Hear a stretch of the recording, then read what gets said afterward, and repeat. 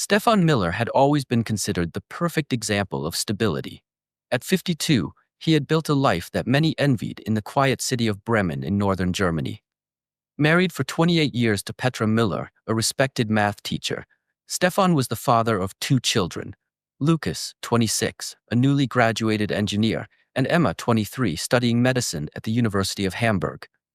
The Miller family's life was comfortable and predictable. Stefan worked as a senior manager for an international logistics company, a position he had held for over 15 years. His reputation was impeccable, punctual, dedicated, always ready to solve problems. On weekends, he devoted himself to his garden near Burger Park, where he grew award-winning roses. Petra structured her life around family and work. Her math classes turned uninterested students into number enthusiasts. In the evenings, she and Stefan shared documentaries about history or nature over a bottle of red wine, a marital choreography rehearsed over nearly 3 decades. But in March 2019, invisible cracks began to form. It started with a business trip. Stefan was supposed to oversee the opening of a new distribution center in Hamburg for 3 weeks. Petra wasn't surprised. Business trips were routine. She kissed him goodbye at the airport and returned home, planning to grade tests and reorganize the closet. What she didn't know was that Stefan hadn't gone to Hamburg. He boarded a flight to Tunis, Tunisia. 3 months earlier, during a sleepless winter night, Stefan had downloaded an international dating app. He couldn't explain why. Perhaps boredom, perhaps a sense that his best years were behind him, perhaps frustration with a passionless marriage. At first, he merely browsed profiles, like watching a movie about other possible lives. Then, one January afternoon, he saw Amamira Hassan's profile, a 28-year-old French teacher in Tunis with expressive brown eyes and a genuinely joyful smile. She loved literature, art, and exploring new cultures and was looking for a real connection. Stefan sent a simple message. "Hello, Amira. Your profile caught my attention. I also value authentic connections. What is life like in Tunis?" Within hours, she replied, and a correspondence began, quickly becoming the most exciting part of Stefan's day. Amamira was intelligent, cultured, funny. She talked about Arabic poetry, the Mediterranean, and her dreams of seeing Europe, sharing photos of vibrant markets, sunsets over ruins, and dishes she had prepared.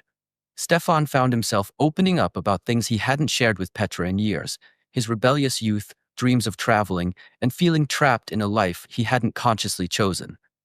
"You seem like a man with a lot to offer," Amira wrote, "but I feel like you're hiding behind obligations. Life is too short not to live our truth." Her words echoed in Stefan like a calling. For the first time in decades, he felt seen, not as a provider, father, or employee, but as Stefan, a man with his own desires. Their conversations grew intimate, with video calls while Petra was at work. Amira appeared elegant, sometimes in traditional Tunisian clothes, sometimes modern and Western. Stefan began to see himself as her liberator, a chance for both of them to live fully. After 2 months of daily conversations, he declared he needed to meet her in person. Amira hesitated, but allowed it. Stefan lied about Hamburg, bought tickets to Tunis, and checked into a hotel in the Medina. At the airport, Petra kissed him goodbye. For a fleeting moment, he considered confessing, but a message from Amira reminded him of the adventure awaiting.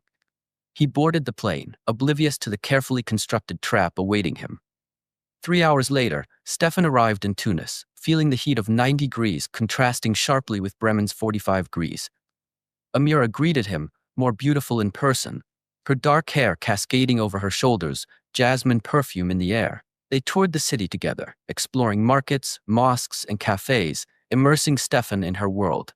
She invited him to her apartment for dinner, emphasizing it was her own, away from her family's watchful eyes. Stefan, mesmerized, felt no alarm. Amira prepared a traditional dinner, complete with couscous, makuya salad, and crispy bourek pastries, and served French wine saved for special occasions. Their conversations deepened, touching on Stefan's life, desires, and dreams. Amira reassured him, saying he had nothing to feel guilty about for seeking happiness. By the 4th day, the first real problem emerged.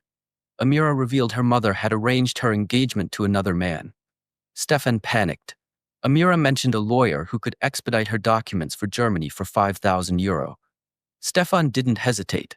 Over 5 days, he transferred €8,000, convinced that love was worth every penny. Amira's demeanor occasionally betrayed a hidden camera, cataloging his every move, unnoticed by Stefan. When her cousin discovered the relationship, they needed to flee Tunis.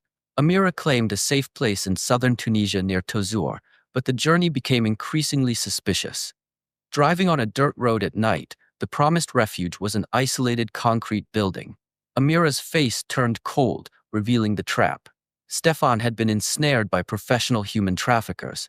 They dragged him inside. 2 other men emerged from the shadows. Stefan realized too late. €10,000 had bought nothing but his freedom, and now he was being sold into slavery in the Sahara. A short, scarred man informed him he had been purchased as a product destined to work in clandestine farms for up to 5 years. The reality of human trafficking crashed down on him. Meanwhile, Petra noticed Stefan hadn't returned from Hamburg. Phone calls went unanswered. Bank statements revealed €10,000 transferred to Tunisia. Using the browser history and messages from Amira, Petra deduced it was a classic romance scam, and possibly worse. She called Lucas and Emma. They analyzed the evidence and concluded Stefan might be in danger, not just scammed.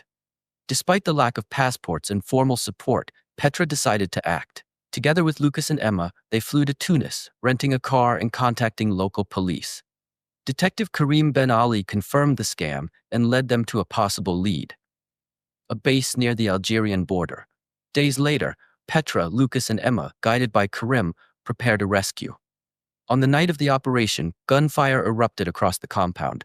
Stefan, pressed against the shed wall, heard the shouts, "Police! Police!" Chaos ensued. Freed captives cried as guards were subdued. And then Stefan saw her, Petra, covered in dust but alive, standing with Lucas and Emma. Collapsing into her arms, he sobbed. She whispered, "You're an idiot, a complete idiot." But relief washed over them all. 2 months later, Stefan lived in a small rented apartment after the divorce. Petra retained the house and savings, showing generosity he didn't deserve. Open visitation with Lucas and Emma allowed him to slowly rebuild. The criminal network in Tunisia faced justice, and Stefan prepared to testify via video conference. Picking up the phone, he dialed Petra. Hearing her voice, he reflected on the painful lessons. Chasing illusions can cost more than money. It can cost dignity, family, and freedom. Ordinary life, once taken for granted, was indeed a gift. Stefan had survived, but at a price he would never forget.